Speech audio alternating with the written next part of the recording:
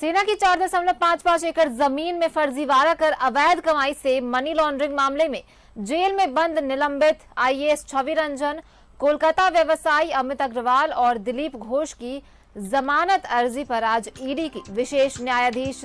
दिनेश राय की अदालत में सुनवाई होगी। छवि रंजन ने 28 जून को, अमित और दिलीप घोष ने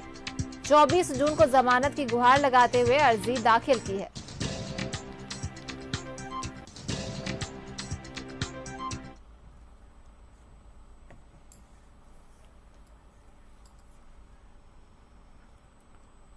और सीधे जुड़ेंगे अपने सहयोगी दीपक से जो हमारे साथ बने हुए। जी दीपक, आज जमानत याचिका पर सुनवाई है, तो क्या लगता है आज उन्हें जमानत मिलेगी?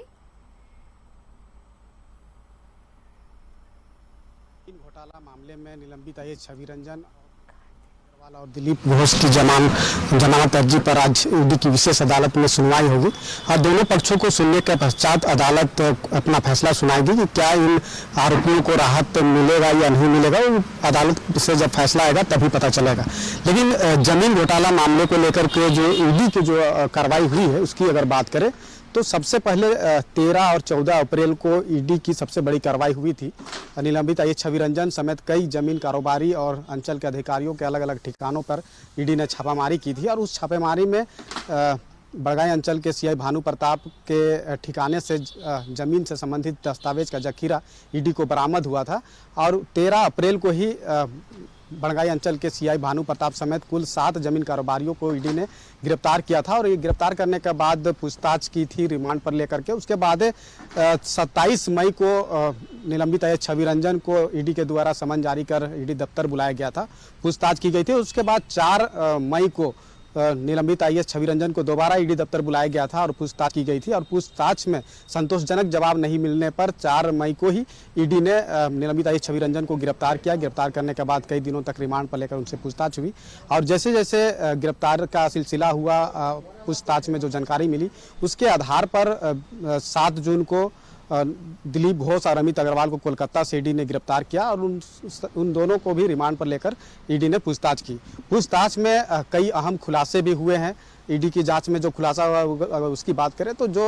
बरियातू स्थित सेना की कब्जे वाली 4 एकड़ 55 डिसमिल जमीन की जो खरीद बिक्री हुई है वो मूल दस्तावेज से छेड़छाड़ कर और कोलकाता निबंधन कार्यालय से फर्जी दस्तावेज तैयार करके की गई और इसमें सबकी संलिप्तता रही है जिन लोगों की गिरफ्तारी हुई है। निलंबित आईएएस छवि रंजन जिनका नेतृत्व था, जिनका दायित्व था कि जमीन की को संरक्षण कर देना, सुरक्षा प्रदान करना, लेकिन वो भूमाफियाओं से मिल करके, जमीन कारोबारियों से मिल करके वो जमीन को जो है वो दबाव बना करके उस जमीन को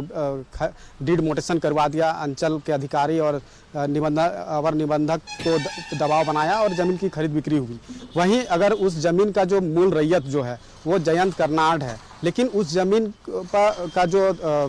मालिक जो बन बैठा वो प्रदीप बागची नामक व्यक्ति मालिक बन बैठा, वो भी मूल दस्तावेज से छेड़छाड़ कर और फर्जी दस्तावेज तैयार कर। और इसमें जो खरीद करने वाला जो कंपनी था जगत बंधु टी एस्टेट कंपनी, जिसका संचालक दिलीप घोष है, जिसे ईडी ने गिरफ्तार किया है और उनके द्वारा भी आज जो याचिका है उस पर सुनवाई होगी। तो उनका वो जो व्यक्ति जो फर्जी डीड और डीड के आधार पर उस जमीन की जो खरीद बिक्री हुई उसमें इन लोगों की संलिप्तता रही है। इन लोगों ने फर्जी दस्तावेज के आधार पर फर्जी दस्तावेज बनाने से लेकर के तमाम तरह के जो फर्जी दस्तावेज बनाया गया उस पर इन लोगों की संलिप्तता रही और उस जमीन का जबकि मार्केट वैल्यू 20 करोड़ से अधिक है, लेकिन उसकी खरीद बिक्री महज 7 करोड़ में ही कर दी गई। यानी कि राज्य सरकार का राजस्व को भी एक बड़ी क्षति कहीं ना कहीं इन लोगों के द्वारा पहुंचाया गया और इसको लेकर के लगातार ईडी की कार्रवाई हुई। 60 दिन के भीतर ईडी ने चार्जशीट भी अदालत में दाखिल कर दिया है और चार्जशीट दाखिल होने के बाद अब अदालत ने संज्ञान लेते हुए अब उस पर आगे की कार्रवाई जो है वो करेगी और संज्ञान भी अदालत ने ले लिया है। अब है कि इस मामले में अब ट्रायल शुरू होना है, तो ट्रायल शुरू होने से पहले इन सभी आरोपियों पर जो आरोप ईडी के द्वारा लगाया गया है उस पर अब आरोप तय होना है। तो आरोप तय होने से पहले जो एक्यूज्ड होते हैं उन्हें या एक अवसर होता है कि वो डिस्चार्ज पिटीशन फाइल कर अपने ऊपर जो आरोप जो लगा है उसे वो निर्दोष साबित करने का। तो अब अदालत में ट्रायल शुरू होना है, इससे पहले आरोप गठन होगा। आरोप गठन से पूर्व आरोपियों के द्वारा डिस्चार्ज पिटीशन भी देखने को मिलेगा कि आने वाले दिनों में डिस्चार्ज पिटीशन फाइल किया जाएगा। तो कुल मिलाकर कहे तो जिस तरह से सेना की कब्जे वाली 4 एकड़ 55 डिसमिल जमीन की जो अवैध तरीका से खरीद बिक्री हुई है, वो फर्जी दस्तावेज के आधार पर फर्जी व्यक्ति को मालिक बनाकर की गई है, मूल दस्तावेज से छेड़छाड़ किया गया है। अब इसको लेकर के जो कार्रवाई ईडी के द्वारा जो की गई है और उसमें चार्जशीट भी जब हो गया है, अब जब इन 3 लोगों के द्वारा निलंबित आईएएस छवि रंजन, व्यवसायी अमित अग्रवाल और दिलीप घोष के द्वारा जो जमानत की अर्जी अदालत में दी गई है, चूँकि एक लंबे समय से ये सभी लोग जेल में बंद है, तो अभी लोग चाहते हैं कि जमानत पर बाहर आए। अब जमानत की अर्जी दिया गया है, तो अब इस पर ईडी के द्वारा उस पर जवाब दिया जाएगा, जवाब दाखिल किया जाएगा और उसके बाद दोनों पक्षों को जब अदालत सुनेगी उसके बाद ही कोई नतीजा सुनाएगी कि इन लोगों को राहत मिलेगा या फिर राहत नहीं मिलेगा। जी दीपक, बहुत बहुत धन्यवाद आपका तमाम जानकारियों के लिए।